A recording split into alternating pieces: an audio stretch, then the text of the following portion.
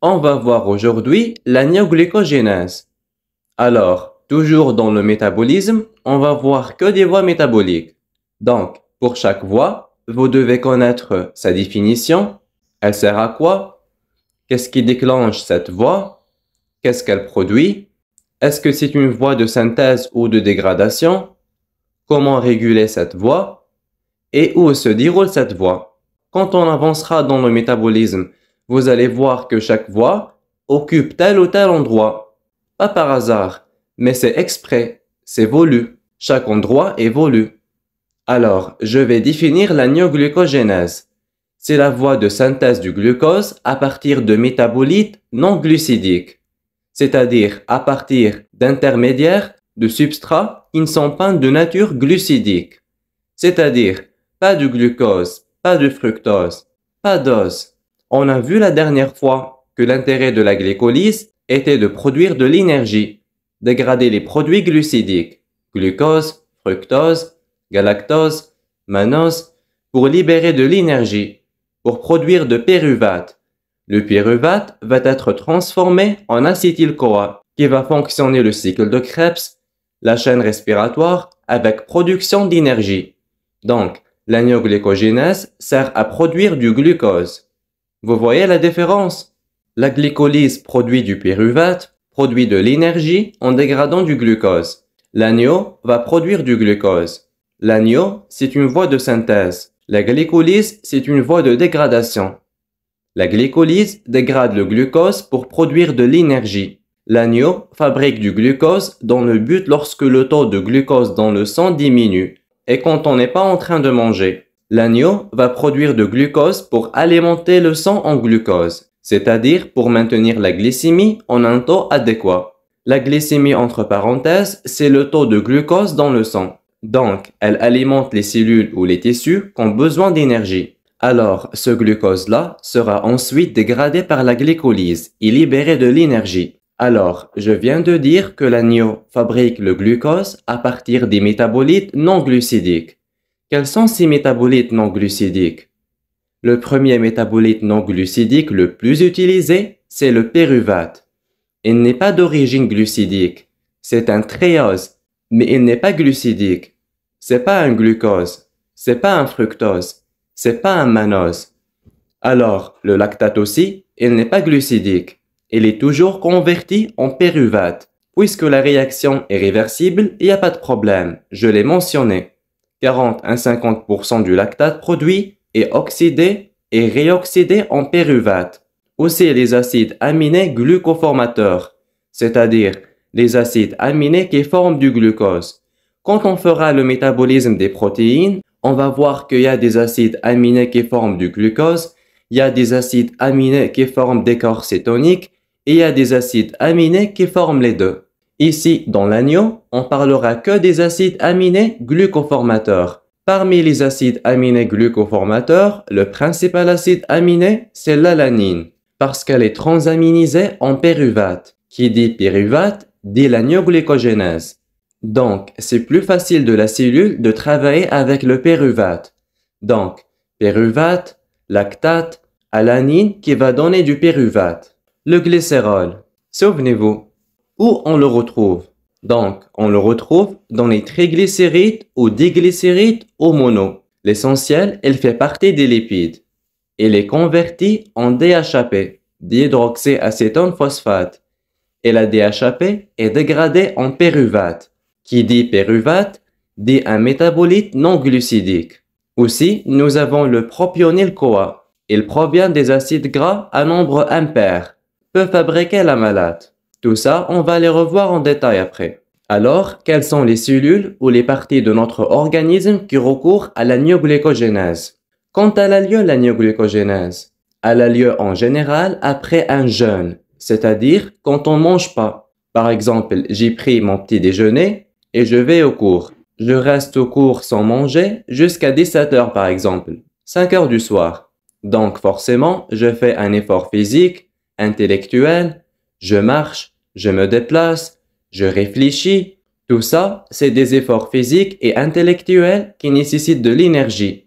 Donc, je vais dépenser de l'énergie sans pour autant manger et ramener des métabolites qui seront dégradés après. Alors, qu'est-ce qui va se passer? Je vais puiser mes réserves au niveau du foie. Je vais utiliser mon glycogène hépatique.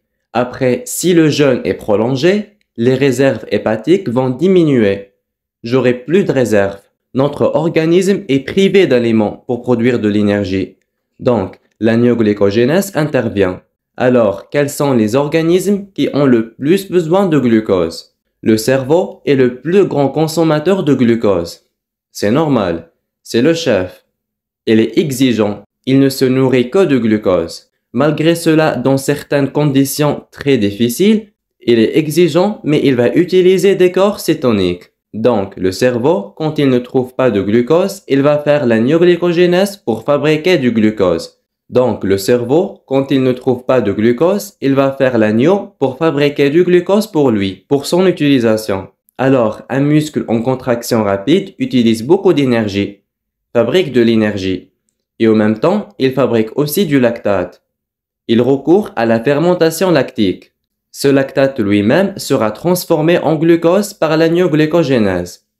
Alors, les globules rouges. Les pauvres globules rouges ne possèdent pas de mitochondries. Forcément, elles fabriquent du lactate. Ce lactate-là sera transformé en glucose par l'anéoglycogénèse. Donc, où se déroule l'anéoglycogénèse? Le foie est le seul lieu de fabrication du glucose par l'agneau. Parce que le foie est le seul capable d'alimenter toutes les cellules, tissus et notre organisme en glucose. On verra après pourquoi. Donc, le foie est le seul organe capable de mobiliser du glucose par l'agneau, ou bien par la glycogénolyse. La glycogénolyse, c'est-à-dire la dégradation du glycogène hépatique. Donc nous, quand on ne mange pas et que notre organisme a besoin de glucose, la première voie qui est mobilisée, c'est la glycogénolyse, c'est-à-dire le glycogène hépatique. Après la glycogénolyse, et on ne mange pas encore, on a toujours besoin d'énergie ou de glucose, vient l'anéoglycogénèse, donc l'une après l'autre. Donc, de glucose synthétisé par l'anéoglycogénèse, 90% au niveau du foie et 10% dans les reins. Quand le rein commence à produire du glucose, c'est que l'organisme est en souffrance au bout de 3, 4, 5 jours. Il n'est pas alimenté. On peut résister sans rien manger un mois, mais en prenant de l'eau, parce qu'il ramène les minéraux nécessaires au fonctionnement des enzymes. Mais on a entendu parler de beaucoup d'accidents. Les gens qui se retrouvent bloqués dans les grottes, pas mal de fois, on les regarde dans la télévision ou le net. Alors, il y a des personnes qui sont restées jusqu'à 3 mois sans rien manger. Nous, on dit 1 mois. Mais la pratique a montré qu'il y a des gens qui ont pu rester en vie jusqu'à 3 mois sans rien manger. La preuve a été donnée par des gens qui ont vécu ceci. Donc, ça dépend de l'organisme de chacun. Chacun combien possède-t-il de réserves dans son propre organisme. Donc, l'anéoglycogénèse est activée quand on fait un effort physique prolongé et un jeûne prolongé. C'est-à-dire plusieurs jours on n'a pas mangé. On va voir maintenant les réactions de l'anéoglycogénèse. Première chose, on a dit que la glycolyse dégrade le glucose pour produire de l'énergie ou d'autres intermédiaires. L'agneau produit du glucose. Ils peuvent être des voies inverses, mais ils ne sont pas des voies inverses. Pourquoi? La glycolyse aurait pu être la voie inverse de l'agneau s'il n'y avait pas les 3 réactions irréversibles de la glycolyse. Sinon, l'agneau aurait pu être la voie inverse de la glycolyse. Alors, elle se fait en 12 réactions. La glycolyse a 10 réactions, dont 8 sont communes à la glycolyse, qui sont les réactions réversibles, et différentes de la glycolyse au niveau des réactions irréversibles. On continue. Je viens de dire qu'elle n'est pas l'inverse de la glycolyse à cause des 3 réactions irréversibles. On fait un rappel. Quelles sont ces 3 réactions irréversibles? Sont le passage du glucose en glucose 6-phosphate, le fructose 6-phosphate en fructose 1,6-bisphosphate et le passage de phosphoénol pyruvate en pyruvate. La première réaction est réversible de la glycolyse parce qu'on commence du bas, parce qu'on va fabriquer du glucose. On a dans la glycolyse que phosphoénol pyruvate donne pyruvate et cette réaction est irréversible. Donc, dans l'agneau, cette réaction-là sera remplacée par une autre réaction. Ces trois réactions de l'agneau sont appelées les réactions de contournement, c'est-à-dire les réactions qui nous permettent de contourner les réactions irréversibles de la glycolyse. Donc, les réactions irréversibles de la glycolyse sont remplacées par d'autres réactions propres à l'agneau-glycogénèse. Donc, la première réaction, c'est le passage de pyruvate en phosphoénol-pyruvate. Comment remplacer cette réaction au niveau de la cellule? Je vais vous montrer le schéma. Donc, regardez, le pyruvate, lorsqu'il est fabriqué, il entre dans la cellule, n'est-ce pas? Moi, je ne peux pas revenir en arrière pour produire du phosphoénol-pyruvate, parce que la réaction est irréversible. Qu'est-ce qui va se passer dans la mitochondrie? Attention ici, tout est multiplié par 2. J'ai 2 pyruvates. Alors, ce pyruvate subit une carboxylation en présence d'ATP avec production d'oxaloacétate. D'accord? On a déjà vu cette réaction lorsqu'on avait vu le devenir du pyruvate. Ensuite, l'oxaloacétate plus NADH+ va donner du malate. Le malate, comme il a son propre pore au niveau de la membrane, sort de la mitochondrie et passe au niveau du cytosol. Au niveau du cytosol, il va redonner de l'oxaloacétate avec production de NADH+. À son tour, cet oxaloacétate va consommer un GTP et donner du phosphoénol-pyruvate. Et on a obtenu du phosphoénol-pyruvate comme ça. Voilà, j'ai contourné la première réaction irréversible de la glycolyse. Alors, quelle est la réaction globale de la conversion des 2 pyruvates en 2 phosphoénol-pyruvate par la réaction de contournement propre à l'agneau-glycogénèse? Bon, ici, on a pyruvate. Carboxylation, on a consommé 2 ATP. N'oubliez pas, tout est multiplié par 2 et on a consommé 2 GTP. Pour l'équation globale du passage du pyruvate vers phosphoénol-pyruvate, on a 2 pyruvates. On a consommé 2 ATP lors de la carboxylation du pyruvate en oxaloacétate et les 2 GTP dans la dernière réaction. Alors, 2 pyruvates vont nous donner 2 phosphoénol-pyruvate, ici 2 ADP, 2 GTP et 2 PI. Alors, dans le bilan énergétique, on ne parlera pas de combien d'ATP sont produites. Je vous dis combien d'ATP ont été consommés. Donc, faites attention. Dans la synthèse, il y aura plus combien d'ATP ont été produits. Alors, dans le bilan énergétique, on ne parlera pas de combien d'ATP sont produits. Je vous dis combien d'ATP ont été consommés. Donc, faites attention. Dans la synthèse, il y aura plus combien d'ATP ont été produits. Il y aura combien d'ATP ont été consommés. Alors, le passage du pyruvate vers le phosphoénol-pyruvate a consommé combien d'ATP? Très bien. 4 ATP ont été consommés. Mais vous devez préciser. Donc, vous écrivez 4 ATP, après vous ouvrez parenthèse, 2 ATP plus 2 GTP.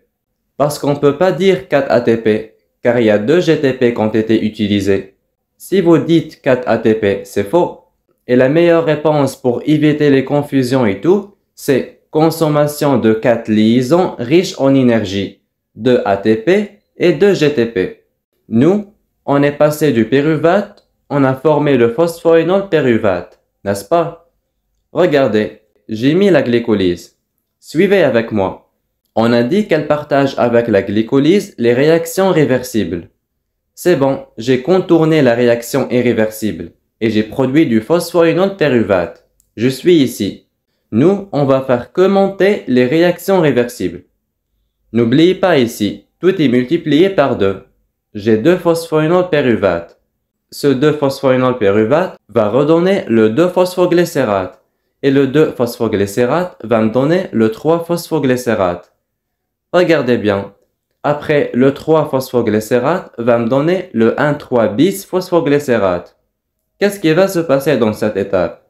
Très bien, consommation d'un ATP. Parce qu'il va y avoir phosphorylation du 1,3-bis-phosphoglycérate. Ici, dans la glycolyse, cet ATP sort.